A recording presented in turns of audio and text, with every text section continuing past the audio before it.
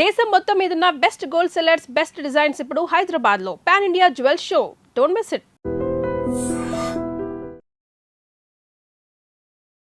నమస్తే, నేను Kavitha. Welcome to I dream news and నిజాలు. బీజేపీ రీజనల్ పార్టీస్లని ముక్కలు చేయడమే లక్ష్యంగా పెట్టుకుందా? ప్రతి స్టేట్లో కూడా ఒక ఏక్నాథ్ షిండేని తయారు చేయడమే లక్ష్యంగా బీజేపీ వర్కౌట్ చేస్తోందా? రీసెంట్గా వెస్ట్ బెంగాల్లో టీఎంసీ నుంచి ఒక రెబల్ క్యాండిడేట్ ఎల్పీ లీడర్గా సెలెక్ట్ అయ్యారు. స్పీకర్ కూడా యాక్సెప్ట్ చేశారు. 28 ఏళ్ల టీఎంసీ చరిత్రలో రితబ్రత బెనర్జీ ఫస్ట్ టైం ముక్కలు చేస్తున్నట్టుగా కనిపిస్తోంది అనేటువంటి అనాలిసిస్లు ఎందుకని వినిపిస్తున్నాయి? మనతో పాటుగా ఉన్నారు సీనియర్ జర్నలిస్ట్ సురేష్ కొచ్చతిల్ గారు. సార్ నమస్తే. సో ఫస్ట్ మహారాష్ట్రలో అక్కడ శివసేనని చీల్ చేసిన తర్వాత, శరద్ పవార్ పార్టీని చీల్చిన తర్వాత ఒక ఏక్నాథ్ షిండే ఆయన సీఎం అవుతే ఏక్నాథ్ షిండేలను ప్రతి రాష్ట్రంలో బీజేపీ తయారు చేస్తోంది అనేది ఇప్పుడు దానికి లేటెస్ట్ ఎగ్జాంపుల్ వెస్ట్ బెంగాల్ అయిందా? కరెక్ట్. ఇప్పుడు ఒక టైంలో కాంగ్రెస్ ముక్త్ భారత్ అని చెప్పి బీజేపీ ఒక స్లోగన్ ఉండే, కానీ పాపం ఇప్పుడు కాంగ్రెస్ వాళ్ళు ఎక్కడ కనిపించట్లేదు వాళ్ళకి.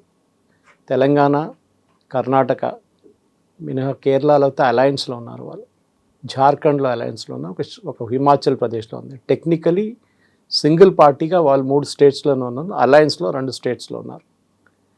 ఇప్పుడు మనం చూస్తుంటే వెస్ట్ బెంగాల్లో మీరు చెప్పిన ఈ పేరు రితప్రతాప్ బెనర్జీ, ఆయనకు ఒక హిస్టరీ ఉంది. ఆయన యాక్చువల్లీ టీఎంసీ అనే కాదు, టీఎంసీలోనూ అందరూ కాంగ్రెస్ నుంచి వచ్చిన వాళ్ళు కాదు కదా. మమతా బెనర్జీతో కొంతమంది కాంగ్రెస్ నుంచి బయటకు వచ్చారు 1998లో పార్టీ ఫామ్ అయినప్పుడు. కానీ దీనికన్నా తర్వాతగా చాలామంది సిపిఎం నుంచి వచ్చారు.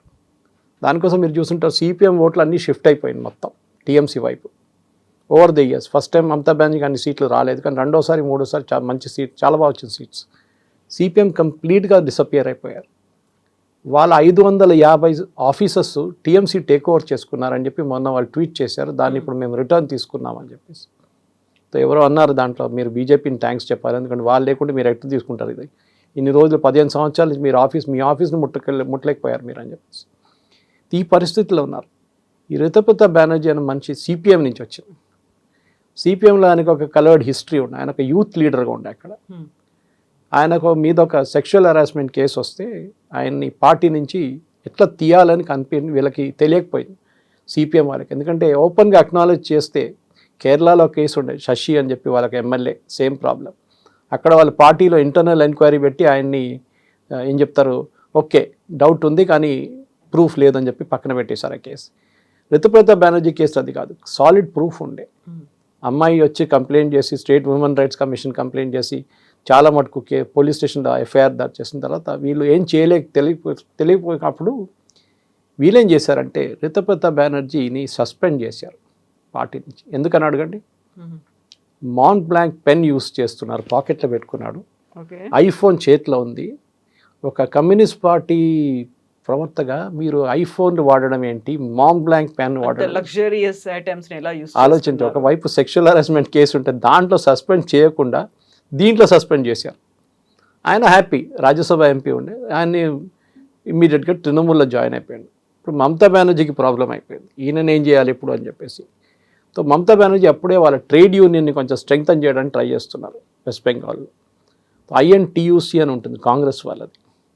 ఈమెం చేసిందంటే ఐఎన్టీటీయూసీ అని చేసేసింది, తృణమూల్ కాంగ్రెస్ ట్రేడ్ యూనియన్. దాన్ని చీఫ్గా రితప్రతాప్ బెనర్జీని పెట్టారు. ఇప్పుడు అదే రితప్రతాప్ బెనర్జీ సిపిఎం నుంచి వచ్చి టీఎంసీకి వచ్చి ఇప్పుడు ఆయన సొంత పార్టీ టీఎంసీ, ఇది మేము ఒరిజినల్ టీఎంసీ అని చెప్పుకుంటే ఇప్పుడు కొత్తగా స్పీకర్ని అప్రోచ్ చేశారు, లీడర్ ఆఫ్ ఆపోజిషన్గా ఎన్నికయ్యారని చెప్తారు. 58 ఎమ్మెల్యేస్ సపోర్ట్ ఉంది ఆయనకి. యాంటీ డిఫెక్షన్ లా మీరు ఓవర్కమ్ చేయాలంటే 80 మందిలో మీకు 2/3 మెజారిటీ ఉండాలి. ఉంటే మీరు యాంటీ డిఫెక్షన్ లా పనికిరాదు. ఇప్పుడు స్పీకర్ కూడా అంగీకరించా అని చెప్తున్నారు. మమతా బెనర్జీ ఏమో నేను కోర్టుకి వెళ్తా అంటుంది. బట్ ఇప్పటికి కూడా రితప్రత మమతా బెనర్జీయే మా లీడర్ అనే మాట అంటున్నారు ఆయన. అది ఒక స్ట్రాటజీ అది. ఎందుకంటే ఈ పార్టీలో మెయిన్ ప్రాబ్లం ఎక్కడొచ్చిందంటే అభిషేక్ బెనర్జీతో వచ్చిన ప్రాబ్లం. అభిషేక్ బెనర్జీని పార్టీలో ఎవరికి నచ్చదు. చాలామంది 90% మంది ఆ పార్టీలో అభిషేక్ బెనర్జీ, ఐపాక్, వీళ్ళిద్దరు. ఐపాక్ అంటే మన ఈయన అలా పొలిటికల్ మెసేజింగ్ నడిపిస్తున్న వాళ్ళు. ప్రశాంత్ భూషణ్ ఒరిజినల్లీ స్టార్ట్ చేశారు. కానీ అక్కడి నుంచి తర్వాత మిగతా వాళ్ళు టేక్ ఓవర్ చేసుకుని ఐపాక్ మీద రైడ్ జరిగింది, మీకు గుర్తుంటుంది. ఎలక్షన్ కన్నా కొన్ని రోజుల ముందు. అప్పుడు మమతా బెనర్జీ అక్కడ వెళ్ళి పెద్ద డ్రామా క్రియేట్ చేసింది. ఈ ఐపాక్ అండ్ అభిషేక్ బెనర్జీ ఇద్దరు కలిసి ఆడిన ఆట మీకు గుర్తుంటుంది. ఐపాక్ మీద రైడ్ ఎందుకు జరిగిందంటే వీళ్ళు ఒక లిక్కర్ కాంట్రాక్ట్లో పడ్డారు. అది ఇంకో స్టోరీ ఉంది. గోవా ఎలక్షన్లో 22 కోట్లు వాడుకున్నారు ఆ లిక్కర్ కాంట్రాక్ట్ నుంచి అని చెప్పి అక్కడ ఒక రైడ్ జరిగింది. అండ్ వీళ్ళు అంగీకరించారు, yes we spend 22 crores in Goa. ఒక ఆర్గనైజేషన్ లైక్ ఐపాక్ ఎక్కడి నుంచి వచ్చిన డబ్బులు అంటే అదంతా డబ్బులు అభిషేక్ బెనర్జీ డబ్బులు. ఇదొక స్టోరీ ఇక్కడ ఉంది, కనెక్షన్ ఎక్కడ ఉంది అనమాట. కనెక్ట్ ద డాట్స్ అంటారు చూడండి ఇంగ్లీష్లో. సో ఇది రితుపర్ణ బెనర్జీ ప్రాబ్లం. కానీ మీరు ఎవరైనా పార్టీలో చూడండి, ఇప్పుడున్న పార్టీ నుంచి బయటికి వస్తున్న వాళ్ళు ఎవరైనా చూడండి, వాళ్ళ స్పోక్స్ పర్సన్ ఉన్న వాళ్ళు కానీ మిగతా వాళ్ళు వీళ్ళందరూ ఇదే అంటున్నారు, మాకు మమతా బెనర్జీతో ప్రాబ్లం లేదు, వాళ్ళు ఎవరితో ప్రాబ్లం ఉంది, మాకు ప్రాబ్లం ఉన్నది అభిషేక్ బెనర్జీతో. Very good. అభిషేక్ బెనర్జీతో ప్రాబ్లం ఉంటే మళ్ళీ మీరు ఆయన్ని పార్టీని తీసేమని చెప్పచ్చు. అది మమతా బెనర్జీ చేయలేదు. ఎందుకంటే అభిషేక్ బెనర్జీ దగ్గర ఫైనాన్షియల్ కీస్ ఉంది, ఆయన దగ్గర ఉంది. మమతా బెనర్జీ అంతా డీల్ చేయదు డైరెక్ట్గా. ఇప్పుడు అభిషేక్ బెనర్జీ మీద ఒక సిఐడి ఎంక్వైరీ ఒకటి నడుస్తుంది, ఒకటి ఫోర్జరీ ఆఫ్ సిగ్నేచర్స్. ఇనిషియలీ వీళ్ళు ఇంకొక బందోపాధ్యాయ అని చెప్పి ఒక ఆయన్ని ఎన్నుకున్నారు లీడర్ ఆఫ్ అపోజిషన్గా. ఎన్నుకున్నప్పుడు ఏం చేశారు, వీళ్ళు సిగ్నేచర్స్ పంపించారు ఎంపీస్ది, ఎమ్మెల్యేస్ది. 80 మంది సంతకం పెట్టారు. ఎందుకంటే టెక్నికలీ రూల్ ఏంటంటే వీళ్ళు లెజిస్లేచర్ పార్టీ మీట్ కావాలి. లెజిస్లేచర్ పార్టీ మీట్ అయిన తర్వాత ఆ లెజిస్లేచర్ పార్టీ ఎన్నుకుంటారు, అది కన్వే చేస్తారు స్పీకర్కి, అందరూ ఎమ్మెల్యేలు సంతకం పెట్టాలి. దీంట్లో సంతకం పెట్టి పంపించిన ఇద్దరు ఇమ్మీడియట్గా స్పీకర్ని అప్రోచ్ అయ్యి మేము సంతకం పెట్టలేదు దాంట్లో అని చెప్పారు. అక్కడే గొడవ మొదలైంది. సో సిఐడి ఏం చేశారు, ఒక కేసు రిజిస్టర్ చేశారు, ఫోర్జరీ కేసు. స్పీకర్ ఆఫీస్ చెప్పారు ఇది ఫోర్జరీ అని చెప్తే కేసు రిజిస్టర్ చేశారు. ఆ కేసు అభిషేక్ బెనర్జీ దగ్గర దాకా వచ్చినప్పుడు అభిషేక్ బెనర్జీ అక్కడ నుంచి ఇంటి నుంచి పారిపోయారు. ఆ రోజు మీకు గుర్తుంటుంది. ఆ రోజు ఆయన సోనాపూర్లో కనిపించారు అక్కడ. దాని తర్వాత ఆయన కొట్టారు అక్కడ వాళ్ళు అందరు కలిసి పబ్లిక్. ఇప్పుడు ఈ మమతా బెనర్జీ ప్రాబ్లం ఏంటంటే ఆమె సిపిఎంతో ఏం చేసిందో బీజేపీ ఆమెతో అదే చేస్తుంది. CPM cadres, CPM MLA, CPM local leader, CPM councillors మొత్తం అందరినీ, అంటే లెఫ్ట్ ఫ్రంట్ అనుకోండి, సిపిఎం అని చెప్పకూడదు, బెంగాల్లో మొత్తం హోల్సేల్గా మమతా బెనర్జీ టేక్ ఓవర్ చేసుకున్నారు ఆమె పవర్లో వచ్చినప్పుడు. దాంతోనే ఆమె ఎలక్షన్ గెలిచినప్పుడు తర్వాత జరిగిన ఎలక్షన్ మీరు చూస్తే చాలా మటుకు 90% మంది సిపిఎం వాళ్ళు, actual original CPM fellows. Congress అంత పవర్ఫుల్ లేకుండే వెస్ట్ బెంగాల్. ఎందుకంటే మనకు తెలుసు డాక్టర్ బీసీ రాయ్ టైం నుంచి సిద్ధార్థ శంకర్ రాయ్ నుంచి. కానీ 1977లో వీళ్ళు వచ్చినప్పుడు సిపిఎం లెఫ్ట్ ఫ్రంట్ వచ్చినప్పుడు బెంగాల్లో, అప్పటి నుంచి వాళ్ళు స్ట్రెంగ్తన్ చేసుకొచ్చిన గ్రాస్ రూట్ని మొత్తం మమతా బెనర్జీ తీసుకెళ్ళిపోయారు. ఇప్పుడు మీరు చెప్పినట్లు ఒక షిండేగా తయారు చేస్తున్నారు రితుపర్ణ, ఏక్నాథ్ షిండే అనేది. అది మనం చూసాం మహారాష్ట్రలో కూడా ఇప్పుడు జరుగుతుంది. ఏక్నాథ్ షిండే గేమ్ అందరూ అనుకున్నారు బీజేపీ ఫస్ట్ ఆడేసారి అయిపోయిందని చెప్పేసి ఫడ్నవీస్ గారిని ముఖ్యమంత్రి చేసినప్పుడు. కాదు, ఇప్పుడు జరగబోయే ఎలక్షన్స్, అక్కడ కొన్ని ఎలక్షన్స్ నడుస్తుంది లోకల్ బాడీ. ఆ ఎలక్షన్స్లో షిండేని కంప్లీట్గా వైపౌట్ చేసేస్తున్నారు బీజేపీ. ఎవరినైతే యూజ్ చేసుకున్నారో వాళ్ళని పక్కన సైడ్ లైన్ చేశారు, ఆ తర్వాత వైపౌట్ కూడా అవుతుంది. ఇది బీజేపీ, నేను ఎప్పుడు చాలాసార్లు చెప్తూ ఉంటాను, ఇది కర్ణాటకలో ఫస్ట్ వాళ్ళు ఈ గేమ్ ఆడారు. కర్ణాటకలో మన కుమారస్వామి వాళ్ళ పార్టీ జేడిఎస్, వాళ్ళ నాన్నగారు దేవగౌడ అండ్ కాంగ్రెస్ అపోనెంట్స్ ఉండేవి. దాని వాళ్ళిద్దరు కలిశారు. ఒకసారి బీజేపీ కొంచెం స్ట్రెంగ్తన్ అవుతుందని కనిపించినప్పుడు 15 సంవత్సరాల ముందు దే స్టార్టెడ్ టైయింగ్ అప్. మనకు తెలిసింది హిస్టరీ అంతా. కర్ణాటకలో ఇప్పుడు దాకా 3 ముఖ్యమంత్రులు ఫుల్ టర్మ్ కంప్లీట్ చేశారు, Nijalingappa, Devaraj Urs and Siddaramaiah last term. So అక్కడ కూడా అదే చేశారు వాళ్ళు. ఏం చేశారు, మెల్లగా ఫస్ట్ ఒకసారి జేడిఎస్ టైఅప్ చేసుకున్నారు కాంగ్రెస్తో, తర్వాత కాంగ్రెస్ని చేయించేశారు, గవర్నమెంట్ పడిపోయింది. తర్వాత బీజేపీతో కలిశారు, బీజేపీని కూడా అదే గేమ్ ఆడారు కుమారస్వామి. బీజేపీ అప్పుడు డిసైడ్ చేసుకున్నారు ఈయన కూడా ఇదే ట్రీట్మెంట్ ఇవ్వాలి. ఏం చేశారు, మెల్లగా చిప్పింగ్ చేయడం మొదలుపెట్టారు. బెల్లారి బ్రదర్స్ వాళ్ళ మీద ఇన్కమ్ ట్యాక్స్ రేట్స్ జరగడము, అక్కడ సుష్మా స్వరాజ్ గారిని తీసుకెళ్ళి అక్కడ ఇన్ఫ్లుయెన్స్, కర్ణాటకలో ఆమెను ఇన్ఫ్లుయెన్స్ యూజ్ చేయడం ట్రై చేశారు వాళ్ళు. బీజేపీ స్లోగా ఒక ఏం చెప్తారు మేజర్ పార్ట్ ఆఫ్ జేడిఎస్ని తీసుకెళ్ళిపోయారు. వీళ్ళు ముందు మాండ్యా పార్టీ అంటున్నారు వీళ్ళని. మాండ్యా చుట్టుపక్కల ఉన్న ఏరియాస్లో వీళ్ళు పవర్ఫుల్ వీళ్ళు జేడిఎస్. ఇప్పుడు కవిత గారు చూడండి, అస్సలు ఎక్కడ లేని ఆగిపోయారు. మాండ్యా లేదు, హైదరాబాద్ కర్ణాటక లేదు, బెల్లారి రాయచూర్ లేదు, ఎక్కడ లేదు జేడిఎస్. ఇప్పుడు రేవన్న కొడుకు మీద కేసు, దాని తర్వాత పార్టీలో కుమారస్వామిని పక్కన పెట్టేస్తారు, తీసుకెళ్ళి యూనియన్ గవర్నమెంట్లో పెట్టేశారు. మొన్న ఆయన ఒక స్టేట్మెంట్ ఇచ్చారు. ఫస్ట్ అన్నారు మేము ఒంటరిగా పోటీ చేయబోతున్నాం. ఇప్పుడు మొన్న అంటున్నారు కాదు మేము బీజేపీతో పోటీ బీజేపీ ఇప్పుడు ఆయన్ని పక్కన ఇట్లా కరేపాకు పడేసినట్టు పడేస్తారు ఇప్పుడు ఎలక్షన్స్ అప్పటిదాకా 2 years అయితే ఉంచుకుంటారు కదా. ఉంచుకుంటారు అంతే. ఎందుకంటే ఆయన యూనియన్ మినిస్టర్, ఆయనకి ఎవరు లేరు ఇప్పుడు, సపోర్ట్ కోసం ఎవరు లేరు. నాన్నగారు పాపం ఆయన Deve Gowda he became old, Rajya Sabha నుంచి కూడా రిటైర్ అయిపోయారు ఆయన. బట్ డీకే శివకుమార్ వెళ్ళి ఆయన బ్లెస్సింగ్స్ అయితే తీసుకున్నారు కదా before taking oath taking ceremony. ఏం చెప్తారు, senior most person in Karnataka అంటే ఆయనే కదా ఇప్పుడు. ఇప్పుడు ఎవరు లేరు, ఇంకా రామకృష్ణ హెగ్డే గారు లేరు, దేవరాజ్ అర్స్ లేరు, ఎస్ఎం కృష్ణ గారు లేరు. ఇప్పుడు ఎవరి దగ్గర తీసుకుంటారు బ్లెస్సింగ్, న్యాచురల్లీ దేవగౌడ దగ్గర. కానీ అది కర్ణాటక పాలిటిక్స్ సపరేట్. సో ఇప్పుడు ఏం చేశారంటే కంప్లీట్గా కర్ణాటకలో జేడిఎస్ని ఒక జూనియర్ పార్ట్నర్గా తయారు చేశారు. So now you finished Bengal, you finished Karnataka. ఇప్పుడు మనం మహారాష్ట్ర కూడా చూడొచ్చు. మహారాష్ట్ర ఏం చేశారు, ఫస్ట్ మనందరూ తెలిసిందే బీజేపీకి ఎప్పటి నుంచో ఒక జూనియర్ పార్ట్నర్ ఉండకూడదు శివసేనకు అని చెప్పి ఎప్పటి నుంచో ఫీలింగ్ ఉండే బీజేపీ. కానీ వాళ్ళు నాగ్పూర్ సెంటర్గా పెట్టుకొని సంఘది వాళ్ళు అక్కడ గేమ్ ఆడలేకపోయారు, కానీ చేశారు. తర్వాత ఏంటి, ఒకసారి అజిత్ పవార్తో టైఅప్ చేసి గవర్నమెంట్ ఫామ్ చేశారు. ఆ గవర్నమెంట్ 24 hours పడిపోయింది. అది తర్వాత మనం చూసాం షిండే గారిని తీసుకొచ్చారు, పార్టీని స్ప్లిట్ చేశారు. ఉద్ధవ్ థాకరే ఒక విభాగం, ఈ వీళ్ళు ఒక సపరేట్. దాని నడుమిట్లో నారాయణ రాణి ఆయన్ని కూడా ఇటువైపు గుంజుకున్నారు. శివసేనని స్ప్లిట్ చేసిన తర్వాత ఫస్ట్ టైం షిండే గారిని ముఖ్యమంత్రి చేశారు. ఆయన చాలా హ్యాపీ. ఆయన ముఖ్యమంత్రి, ఆయన లైఫ్లో ఒక అంబిషన్ ఉండే నేను ముఖ్యమంత్రి కావాలని, as much as Uddhav Thackeray wanted B. Uddhav Thackeray ఓపెన్గా చెప్పారు నాకు లైఫ్లో ఒక అంబిషన్ ముఖ్యమంత్రి కావాలి మహారాష్ట్ర, అది అయిపోయాను నేను చాలు. ఏం చేశారు, నెక్స్ట్ టైం వచ్చిన మనందరూ తెలిసింది ఎలక్షన్ వచ్చింది. ఆ ఎలక్షన్లో బీజేపీకి ఎక్కువ సీట్లు వచ్చినాయి అండ్ బీజేపీ ఫడ్నవీస్ గారిని ముఖ్యమంత్రి చేశారు. అప్పుడు షిండే పెద్ద గేమ్ ఆడారు, మేము వెళ్ళిపోతాం అలయన్స్ నుంచి బయటకు వెళ్ళిపోతాం అంటే ఓకే అన్నారు. మీరు వెళ్తారు, మీతో ఎమ్మెల్యేలు రావాలి కదా. ఋతుప్రతాప్ బెనర్జీ గేమ్ అక్కడ కూడా వచ్చింది. చాలామంది ఎమ్మెల్యేలని బీజేపీ వైపు చూపించుకున్నారు. అంటే డిఫెక్షన్ జరగలేదు, యాక్చువల్ వీళ్ళు మాకు సపోర్ట్ చేస్తా అన్నారు, మీరు యూఆర్ అవుట్. లాస్ట్లో పాపం షిండేకి he had to accept second ఫిడిల్గా. దాని తర్వాత వీళ్ళు ఏం చేశారు, నెక్స్ట్ ఎన్సీపీతో ఇదే గేమ్ ఆడారు. ఎన్సీపీలో శరద్ పవార్ గారి హెల్త్ అంత బాగాలేదు, సుప్రియా సూలేకి ఇంట్రెస్ట్ లేదు ఎక్కువ, ఆమె నేషనల్ లెవెల్లో చూసుకుంటుంది. అదే టైంలో అజిత్ పవార్ గారు ఇక్కడున్న గేమ్ ఒకటి ఉంటుంది.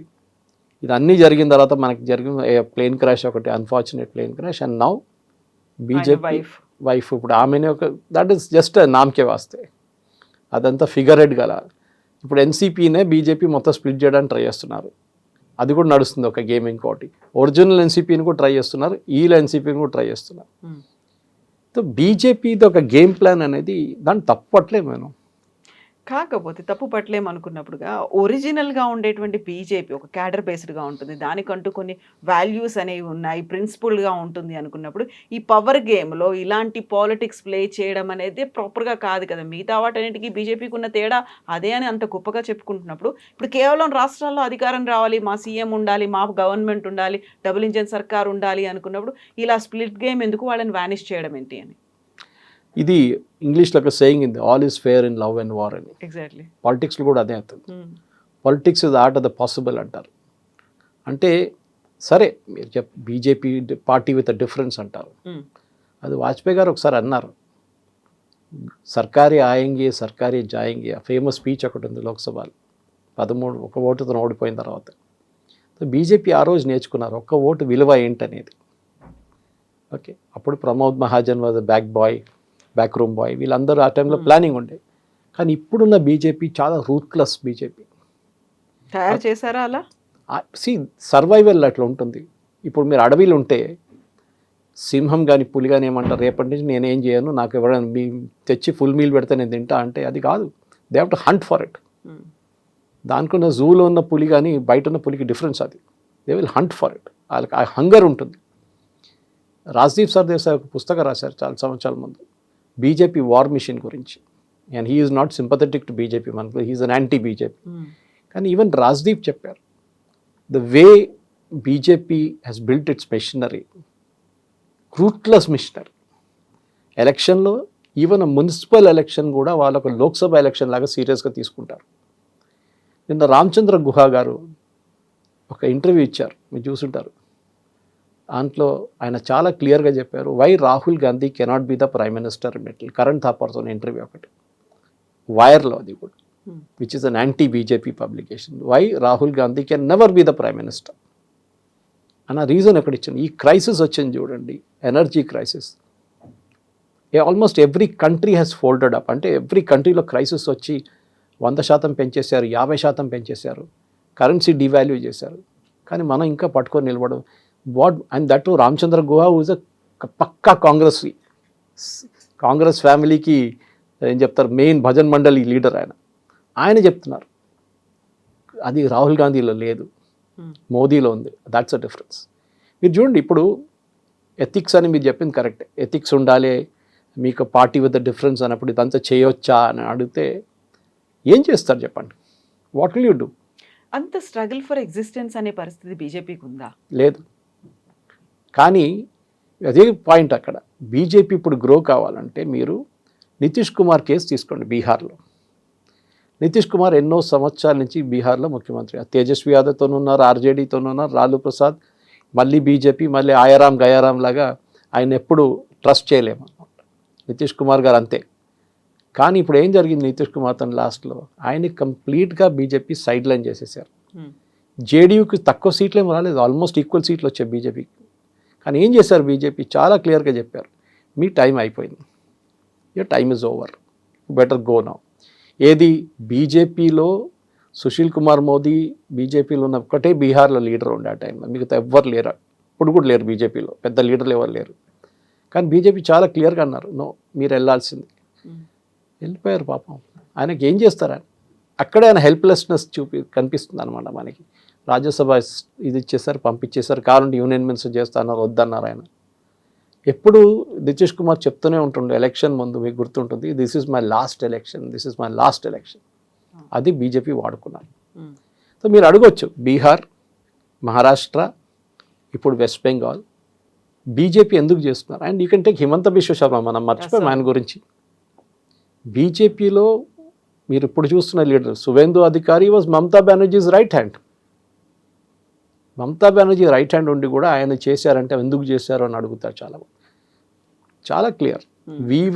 మీరు చెప్పినట్టు correct, I also agree with you point. ఏదంటే ఒక స్ట్రాంగ్ ఆపోజిషన్ మన దగ్గర ఉండాలి. కానీ ఆపోజిషన్కే ఉండడానికి వాళ్ళకి ఇంట్రెస్ట్ లేనప్పుడు ఏం చేయమంటారు? అలా ఉండనివ్వకుండా కూడా ప్రెషర్ చేస్తున్నారు, కేసులు పెడుతున్నారు, అన్నిటినీ సిబిఐతో పాటుగా ప్రతిదాన్ని యూజ్ చేసుకుంటున్నారు అనే కదా. మీరు ఫైట్ చేయొచ్చు కదా. ఇద్దరు కపిల్ సిబ్బల్ ఉన్నారు, ప్రశాంత్ భూషణ్ ఉన్నారు, దుష్యంత్ దావే ఉన్నారు, పి చిదంబరం ఉన్నారు, అభిషేక్ మను సింఘ్వి ఉన్నారు. You fight the cases. ఇప్పుడు బీజేపీ వాళ్ళు ఉన్నప్పుడు కేసులు వేయలేదా? వేసారు అప్పుడు కూడా కాంగ్రెస్ వాళ్ళు. కానీ బీజేపీ అడ్డుకున్నారు. I mean you have to fight. మీ మీద మీ ఆరోపణ అంతా తప్పంటే మీరు కోర్టుకి వెళ్ళొచ్చు, you can easily get away. అది కూడా with people like Chidambaram and Kapil Sibal, వాళ్ళు ఈజీగా ఫైట్ చేస్తారు, అభిషేక్ మను సింఘ్వి. కానీ మీరు మా మీద కేసు పెడుతున్నారు. ఇప్పుడు రితుప్రత బెనర్జీ ఏమన్నారు మీరు వినుంటారు, వాళ్ళ party spokesperson Ritu Dutta ఏం చెప్పారు మీరు విన్నారా? మమతా బెనర్జీ ఆ పార్టీ నుంచి ఎవరైనా బయటికి వెళ్ళడానికి ట్రై చేస్తే వాళ్ళ పవర్లో ఉన్నప్పుడు వాళ్ళ మీద ఆర్మ్స్ కేసు పెడుతుండే, ఫేక్ కేసు, డ్రగ్స్ కేసు పెడుతుండే. అంటే వాళ్ళు భయపడిపించి కూర్చోబెట్టారు పార్టీలో. ఆలోచించండి. That is how she ran the party. ఆ రివెంజ్ వాళ్ళు ఇప్పుడు తీసుకుంటున్నారు. ఇన్ని రోజులు మేము సహించాము ఇదంతా, ఇప్పుడు మాతో కాదు.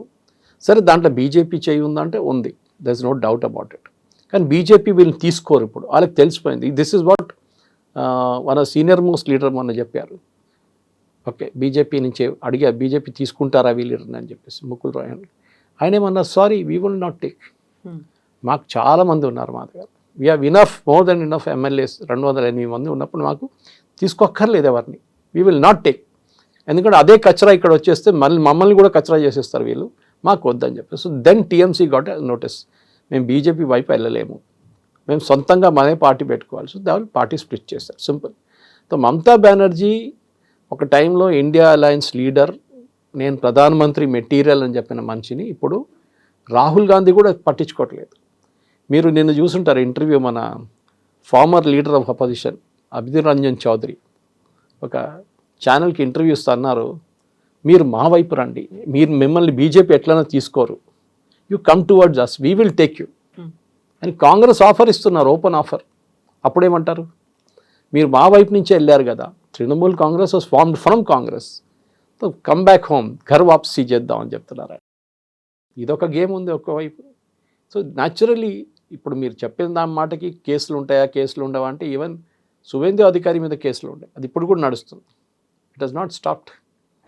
ఏదో ఆగిపోయినట్లు ఉండదు కేసులు అంతా.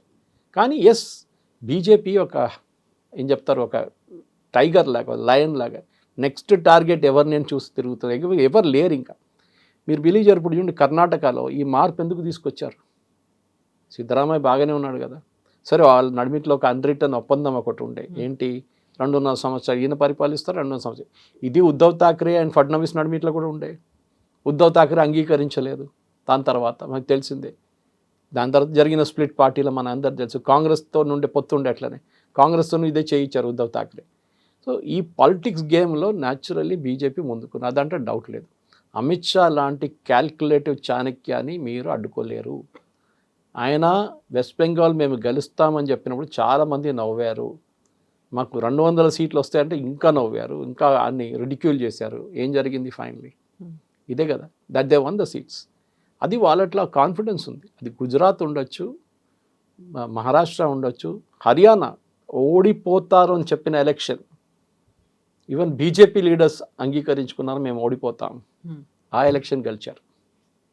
So they will do it. కానీ హర్యానా నుంచే స్టార్ట్ అయింది ఆయారాం గయారాం పాలిటిక్స్.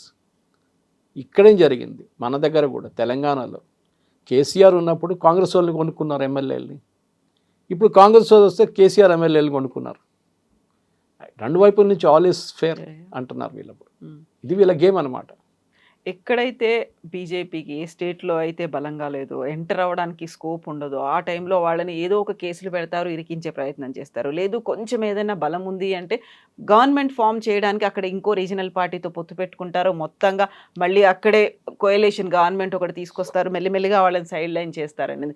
ఇదే ప్లాన్ తమిళనాడులో కూడా చేయాలి అనుకున్నారు, అందుకే ఏడీఎంకేతో పొత్తు పెట్టుకున్నారు. కాకపోతే అనుకున్నంతగా రిజల్ట్ రాలేదు, పక్కకి వెళ్ళిపోయింది. అందులో ఇప్పటికీ కూడా స్టిల్ ఉత్తర భారతదేశానికి చెందిన పార్టీగా బీజేపీని గుర్తిస్తున్నారంటే అక్కడ ఎవరైతే యాక్టివ్గా ఉన్నారో, యాక్టివ్ రోల్లో రీజనల్ పార్టీస్ ప్లే చేస్తున్నాయో అక్కడ బీజేపీ వెళ్ళలేకపోతుంది, వెళ్ళడానికి చాలా స్ట్రగుల్స్ పడుతోంది అనేది. వాటన్నిటిని తట్టుకొని మళ్ళీ ముందుకు వస్తుంది అంటే తెలంగాణలో కూడా అలాంటి ప్రయత్నమే బీజేపీ చేయబోతోంది అనేది వినిపిస్తోంది కదా. తమిళనాడులో ఏం చేస్తున్నారు, అన్నామలై రాజీనామా చేయబోతున్నారు అని చెప్పి పెద్ద ఊహాగానం నడుస్తుంది. రాజీనామా చేశారు కూడా తెలియదు, ఈ రోజు కొత్త పార్టీ అనౌన్స్ చేస్తారని అనిపించింది. ఏం చేస్తారు ఆయన? బీజేపీకి తమిళనాడులో ప్రజెంట్ ఫార్మాట్లో గెలవడం అనేది ఇంపాసిబుల్. ఎందుకంటే వాళ్ళకి ఒక ట్యాగ్ ఉంది, మీరు చెప్పినట్టు north Indian party, Hindi party, వాళ్ళు గెలవలేరు. ఇప్పుడు ద్రవిడియన్ పాలిటిక్స్ జీరో అయిపోయింది తమిళనాడు. జీరో అంటే ఒక 20% దాకా వచ్చేస్తుంది అనుకోండి, 100% నుంచి. డిఎంకేని ఎవరు పట్టించుకోవట్లేదు, ఏఐడిఎంకేని ఎవరు పట్టించుకోవట్లేదు. విజయ్ ఎలక్షన్ గెలిచారు. అన్నామలైకి తెలిసిపోయింది ఇదొక ఛాన్స్ నాకు, విజయ్ యూస్ చేసే అదే టాక్టిక్ నేను కూడా యూస్ చేస్తాను. యూత్కి అపీల్ ఉంది, అన్నామలై అంటే చాలా పెద్ద అపీల్ ఉంది తమిళనాడులో. అది కూడా ఆయన మొన్న ఒక స్టేట్మెంట్ ఇచ్చారు, అది 3 లాంగ్వేజ్ పాలసీ గురించి సిబిఎస్ఈలో. మేము అది అంగీకరించాము, మేము అది చేస్తాం, ఇది చేస్తాం. ఎందుకంటే అప్పుడే చాలామంది అడిగారు, ఈయన బీజేపీలో ఉన్నారు కదా, బీజేపీ గవర్నమెంట్ అనౌన్స్ చేసిన ప్రోగ్రామ్ ఎందుకు ఆబ్జెక్ట్ చేస్తున్నారు? అప్పుడే కొంచెమైనా if you head worked out your this one, మీకు తెలిసిపోతుంది this is going to happen. జరిగింది కూడా అది. అన్నామలై స్ట్రాటజీ ఏంటి, ఇప్పుడు ఆ విజయ్ తీసుకున్న అదే ఆడియన్స్ని ఇంకా ఏఐడిఎంకే దగ్గర నుంచి డిఎంకే దగ్గర నుంచి పుంజుకున్నారు రిమైనింగ్ కూడా. వాళ్ళ దగ్గర మిగిలిపోయిన ఎమ్మెల్యేలు అంటే ఇప్పుడు పోటీ చేసిన వాళ్ళని స్లోలీ ఇప్పుడు ఇటువైపు గుంజుకుంటారు. ఓకే, విజయ్కి ఒక లిమిట్ తర్వాత ఎమ్మెల్యేలు అక్కర్లేదు ఆయనకి. విజయ్ అప్పీల్ చేసిన అదే ఆడియన్స్, యంగ్ ఆడియన్స్, మహిళల్ని అన్నామలై అప్పీల్ చేస్తారు. అన్నామలై ఒక ఎన్జిఓ లాంటి ఒక పార్టీ పెట్టుకుంటారు. ఇప్పుడు ఆమ్ ఆద్మీ పార్టీ కూడా ఒక ఎన్జిఓ నుంచి మొదలైంది కదా. దాని తర్వాత ఏం చేస్తారు, నెక్స్ట్ ఎలక్షన్ వచ్చేదాకా 5 సంవత్సరాలు ఉన్నాయి, లోక్సభకి ఇంకా 3 సంవత్సరాలు ఉన్నాయి. బీజేపీని ఒక జూనియర్ పార్ట్నర్గా తీసుకుంటారు, అలయన్స్ పార్ట్నర్. ఓకే, దాంతోపాటు తమిళ్ మానిలా కాంగ్రెస్ మిగతా అందరూ వస్తారు, 10 పార్టీలు వచ్చేస్తారు. కానీ leader and top will be Annamalai. So it will be Annamalai versus Vijay. DMK లేదు, ఏఐడిఎంకే లేదు, ఇది అన్నామలై గేమ్. సో బీజేపీ ఎక్కడెక్కడ వాళ్ళు గెలవలేకపోతారో అక్కడ they use a third party to win. So ఇప్పుడు అన్నామలై బీజేపీని వాడుకుంటుందా, బీజేపీ అన్నామలైని వాడుకుంటుందా? రెండు వైపులు జరుగుతుంది. అన్నామలైకి ఇప్పుడు కూడా ఆయన అంటారు మోదీ ఈజ్ మై లీడర్ అంటారు. ఆయన ఇప్పుడు కూడా is not declining that Modi is my leader. Modi గారు చేస్తున్నారు, మోదీ గారి కోసం నేను పనిచేస్తున్నాను అంట. కానీ ఆయనకు డిఫరెన్స్ ఒపీనియన్ ఉంది. ఆయన ఒక పాయింట్ ప్రూవ్ చేయాలనుకుంటున్నారు తమిళనాడులో, దట్ ఒకటి ఏఐడిఎంకే డిఎంకే ద్రవిడియన్ మూమెంట్ని కొట్టేసుకోవచ్చు. రెండవది బీజేపీ అక్కడ నేను ఆల్మోస్ట్ 0 లెవెల్లో తీసుకొస్తాను బీజేపీని. ఈ లీడర్షిప్ నయనా నాగేంద్రన్ కానీ మిగతా తమిళిసై సౌందరరాజన్ వీళ్ళతో నడవద్దు బీజేపీ తమిళనాడులో. మీరు కంప్లీట్గా లీడర్షిప్ మార్చాల్సి వస్తుంది. మీకు మనందరికి గుర్తుంది, ఎన్నో పార్టీలు పేర్లు మార్చుకున్నారు. ఒక టైంలో కరుపయ్య మూపున్నారు, పి చిదంబరం వీళ్ళందరూ పార్టీ నుంచి బయటికి వెళ్ళి తమిళ్ మానిలా కాంగ్రెస్ పెట్టుకున్నారు. ఇక్కడ శరద్ పవార్ గారు పార్టీని స్ప్లిట్ చేసి కాంగ్రెస్ని నేషనలిస్ట్ కాంగ్రెస్ పార్టీ చేశారు. ఇప్పుడు మనం మాట్లాడిన మమతా బెనర్జీ అది కూడా పక్కన పెట్టి నేను తృణమూల్ కాంగ్రెస్ పెట్టారు ఆమె. కాంగ్రెస్ నుంచి స్ప్లిట్ అయిన వాళ్ళు చాలామంది ఉన్నారు. నాకు ఇప్పుడు కూడా గుర్తొస్తుంది గోవా ఎక్స్పెరిమెంట్, మనం ఎప్పుడు అది మాట్లాడట్లేదు. ఆపరేషన్ లోటస్ అంటారు వీళ్ళందరూ. ఆ రోజు ఏం జరిగింది, బీజేపీకి మెజారిటీ లేకుండే, అందరు తెలుసు ప్రమోద్ సావంత్ టైంలో బీజేపీకి మెజారిటీ లేదు. ఆ రోజు రాత్రి పి చిదంబరంని కాంగ్రెస్ పంపించారు. కాంగ్రెస్కి మెజారిటీ రావచ్చు, కాంగ్రెస్ లీడింగ్ పార్టీ అక్కడ మెజారిటీ వచ్చేస్తుంది, మీరు వెళ్ళి టైఅప్ చేయండి అని చెప్పి. చిదంబరం గారు రాత్రి వచ్చారు, ఫ్లైట్లో వచ్చి హోటల్ వెళ్ళి నిద్రపోయారు. పొద్దున్న లేసేదాకా బీజేపీ గవర్నమెంట్ ఫామ్ అయిపోయింది. That is aggressiveness. అగ్రెసివ్ మూడ్లో వాళ్ళు రాత్రికి రాత్రి గవర్నమెంట్ ఫామ్ చేసుకున్నారు. సరే దాంట్లో గవర్నర్ రోల్ ఉందా, లేకుంటే డబ్బులు పంచిపెట్టారా, లేకుంటే ప్రెషర్ పెట్టారా, అదంతా different. But they went after. ఇదే రామచంద్ర గుహ గారు కూడా చెప్తున్నారు, ఇది లేదు, హంగర్ లేదు. గెలవడానికి ఒక హంగర్ ఉండాలి. మేము మా దగ్గర మెజారిటీ ఉంది కదా, మేము ఎందుకు ఇంకా కష్టపడాలి, మేము ఇట్లానే ఉంటాం, రిలాక్స్గా ఉంటాం, నెక్స్ట్ లోక్సభ ఎలక్షన్లో చూసుకుందాం. వీళ్ళు ఒక మున్సిపల్ ఎలక్షన్ కూడా, అది మన తెలంగాణలో లేదు కానీ మిగతా మీరు ఇప్పుడు వెస్ట్ బెంగాల్ కానీ ఈవెన్ అస్సాం చూడండి, అస్సాంలో కూడా హిమంత బిశ్వ శర్మ గెలుస్తారని నాకు తెలుసు, but he went all out campaign అన్నమాట. సేమ్ థింగ్ మీరు యూపీలో చూడండి, ఇప్పుడు 2027లో వచ్చే election same thing happen. 430 seats ఉన్నాయి అక్కడ, చిన్న కాదు కాన్స్టిట్యున్సీ, అక్కడ కూడా ఇదే జరగబోతుంది. తో రితుప్రతాప్ బెనర్జీ చేసిన స్టోరీని రిపీట్గా బీజేపీ ప్రతి స్టేట్లో చేస్తున్నారు. Don't be surprised. నిన్నటి న్యూస్ మొదలైంది, స్టాలిన్ బీజేపీతోనే వెళ్తున్నారండి ఇండైరెక్ట్గా. మోదీ గారు మళ్ళీ ఉమెన్స్ రిజర్వేషన్ బిల్ తీసుకొస్తారు, స్టాలిన్ వాళ్ళ పార్టీ అబ్స్టైన్ చేస్తారు. ఇప్పుడు టీవీకేకి ఎంపీలు లేరు, సో బీజేపీ ఆ బిల్ ఈజీగా పాస్ చేసేస్తారు. ఇది జరగబోతుంది, ఎందుకంటే టీఎంసీ ఎంపీలు కూడా they will abstain from the voting. ఇప్పుడు అదే జరగబోతుంది. సో బీజేపీ 2-3 వైపుల నుంచి గేమ్ ఆడుతున్నారు. అండ్ అందులో ఈ గవర్నర్లను కూడా ఇంక్లూడ్ చేసుకుంటున్నారు అనేది అందరూ ఉంటారు. గవర్నర్ ఆఫీస్ అనేది ఎప్పటి నుంచో డిస్ప్యూటెడ్ ఉంది, అది డౌట్ లేదు. అది నేను కూడా చెప్తున్నాను, ఇట్స్ అ రిడెండెంట్ థింగ్. కానీ ఎవడో ఒక ఉండాలి కదా సంతకం పెట్టడానికి. We are following the British system. ఆ బ్రిటిష్ అదే సిస్టమ్ మనం ఫాలో అప్ చేస్తున్నాం. అక్కడ కింగ్ ఉన్నారు, క్వీన్ ఉన్నారు, ముందు మన దగ్గర ప్రెసిడెంట్ ఉన్నారు. వాళ్ళకి ఓన్లీ కాన్స్టిట్యూషనల్ రోల్ ఉంటే ఏం లేదు, వాళ్ళకి ఓన్లీ ఒక ఎవరైనా ఉన్నారు ఒకరు స్వేరింగ్ ఇన్ జేరింగ్ వాళ్ళు చేస్తారు, సంతకం వారు పెడతారు బిల్స్ మీద, ఇది కావాలి వాళ్ళకి. సో బీజేపీని మీరు బీజేపీ చేయకూడదు, బీజేపీ ఎథిక్స్ కాదు, నథింగ్ లైక్ ఎథిక్స్. మీరు ఓకే ఒక లిమిట్ ఉంటుంది, కరెక్టే మీరు చెప్పింది, అటువైపు వెళ్ళకూడదు, totally you should not go. కానీ కాంగ్రెస్ ఏం చేస్తున్నారు అది క్వశ్చన్ కదా. వీళ్ళకి ఎందుకు లేదు ఈ హంగర్? రాహుల్ గాంధీ 3 రోజులు కలవలేదు ఈయన్ని, మన డీకే శివకుమార్ గారిని. అదే కుక్క బిస్కెట్ తినిపించి హేమంత్ బిశ్వ శర్మ అటు వెళ్ళిపోయారు బీజేపీకి. ఇది ఒక problem.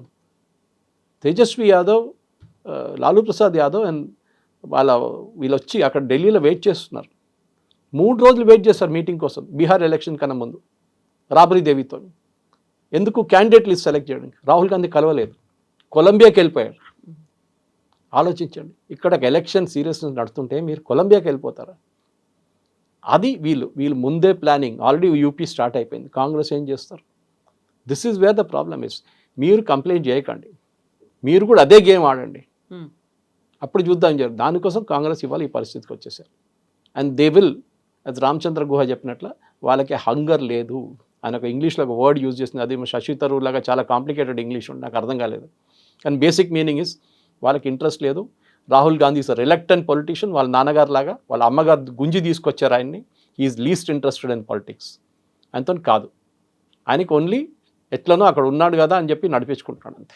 Yes sir, Thank you. Thank you sir, thank you.